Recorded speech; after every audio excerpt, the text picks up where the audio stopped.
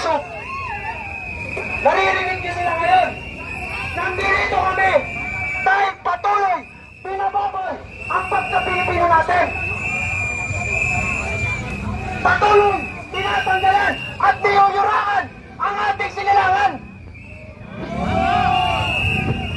Patuloy tayong binibigyan ng pasakit at pagluhod sa mga banyaga. Hindi namatay ang mga bayani natin para lumuhod tayo sa mga banyaga. Tama! Yan ang totoo! Hindi tinayo ang Republika para lumuhod tayo sa mga banyaga. Tama! Ito ay tahanan natin. Marami na tayong pinatalsik na banyaga. Bakit hindi natin gawin ulit ngayon? Patalsikin natin ang namumuno sa ICC na gustong maghari pa dito. Wala jurisdiction ng ICC pagdating sa ating mga politiko. At ito ang tatandaan nyo. Matagal na sa mga termino si Rodrigo Roa Duterte at Ronald Bato de la Rosa. Nung sana sila ay nasa Davao pa, matagal nyo nang pina-ICC. Pero bakit nyo ngayon gagawin? Bakit nyo ngayon ipapakita ang pamumulitiko nyo? Sila hindi pa natatapos sa ganyan nila. Hanggang ngayon, may ganito tayong eksena. Hanggang ngayon, patuloy tayo sa paghahati ng mga Pilipino. Habang kayo nakaupo, nahahati ang mga Pilipino. Ang mga sumusunod sa inyo, ang mga taga-suporta ng tuwid na gobyerno at ang mga bayaran galing sa maleta ng pondo ng tao. May message ko si General Bato de la Rosa.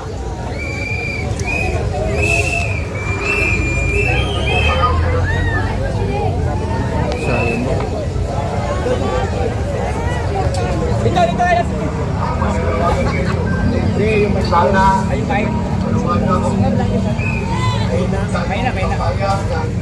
Pilipino ay dadalhin sa dahi. Pangalawa, kay Pangulong Duterte, ako pinanawagan sa inyo na sana pumunta kayo dito, tulungan mo kami, mag-vigil tayo dito sa harapan ng Senado. Ako pinakikiusap sa inyo, kung kayo'y mayroong pagpuso para sa ating bansa, sana pumunta kayo dito. Ako pinanawagan sa inyo. Lahat ng mga Pilipino na may puso para sa ating bansa, para sa kalupasan ng ating bansa, pumunta na po kayo dito sa harap ng Senado at para mapigil ito kanilang plano na tayo ay aarestuhin at dadalhin sa dahig. Hindi po katanggap-tanggap yan para sa ating Pilipino. So mga kaibigan ko, lahat ng Pilipino, pinagawagan sa inyo. Pumunta po kayo dito sa harap ng Senado na mapigil tayo. Tayo papayag na another Filipino will be known to dahil just because of Walang mainstream media sa atin dito. ako po isang tapat na pulis, tapat sa serbisyo. Bakit nila ako ginaganito? Kung manawagan ko sa inyo mga kaibigan, kung kayo ay na-frustrated noon sa panahon dala nila ng Pangulong Duterte noon sa dahil, sana hindi na ito susundan pa. Maraming salamat mga kaibigan. Hindi po ako nanawagan ng may linting kadaklas. Ako po'y nanawagan ng isang peaceful na prayer rally dito sa harapan ng Senado. Kita-kita po tayo dito. Maraming salamat mga kaibigan. Thank you po. Maraming salamat po. Mga kababayan, Sa mga hindi nakarinig, si retired General Ronald Bato de la Rosa ay nananawagan sa atin na sana siya ay puntahan natin, samahan natin, protektahan natin, at huwag na natin hayaan maulit ang panggagago sa atin.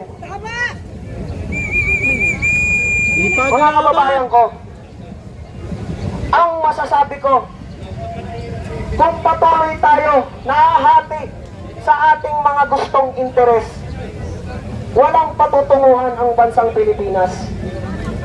Ito ang oras para magkaisa, hindi para magkawatak-watak. Kailangan nating magkaisa. Kailangan nating tumapang. Si Presidente Duterte lang ba ang matapang? Papayag ba tayo na isang tao lang matapang? Pag walang handang mamatay na Pilipino, walang pag-asa ang Pilipinas. Kaya protektahan natin ang Senado, protektahan natin si Senator Bato, protektahan natin ang bagong Senate President na si Senator Alan Peter Cayetano. Bakit? Sa kanyang pamamahala, Duterte Align siya, meaning pag Duterte Align, matino mag-isip, may pagmamahal sa bayan.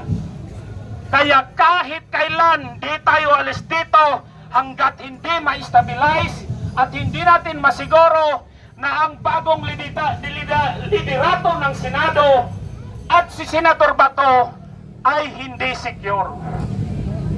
Nakuha na nila lahat, NBI sa kanila, pulis sa kanila. Hindi tayo lumaban sa gobyerno. Ang ginawa natin ngayon, protektahan ang gobyerno, ang Senado na isang co-equal branch ng executive. Dahil ang executive natin, pinamumunuan ng drug addict at kriminal. Tayong mga pulis, meron tayong mga drug test. Bakit ang presidente ayaw magpa-drug test? Tayong mga pulis, hinuhuli natin ang magnanakaw.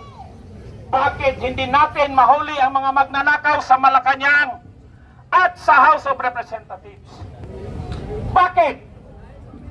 Dahil kulang tayo sa tapang at pagmamahal sa bayan. Kung si Tatay Digong, 80 years old, hindi umatras, hindi natakot, dahil gusto niya ipakita sa mga Pilipino na ang buhay natin na bilang Pilipino walang saysay kung wala tayong pagmamahal sa ating kapwa Pilipino. Kaya sana lang hindi natin papayagan na makuha ang isang senador dahil ang oath natin, lalo na sa mga pulis, mga opisyal, you did not swear an oath to protect the ICC. You swore an oath to the Constitution. You read the Constitution, wala doon na you protect the ICC, you follow orders from the ICC. Ang andon sa Constitution, ang executive branch, ang judiciary, mga korte, at Senado at House of Representatives. Kaya dapat tayong mga Pilipino makakaintindi para lang yung pamamahay natin. Ang Pilipinas, ang ating pamamahay. Ang ICC, para lang yung kapitbahay. Sino ba ang dapat masunod sa bahay? Di ba dapat ang tatay, ang nanay? Hindi yung sa kabilang yung kapitbahay mo lang. Kapitbahay lang natin ang ICC at hindi natin kilala kung sino yung mga huwis nila. Nakita nyo sa TV, hindi nga marunong mag-English. Mas magaling pa mag-English yung mga high school natin. Bakit tayo makikinig sa ICC na hindi natin alam kung sino sila?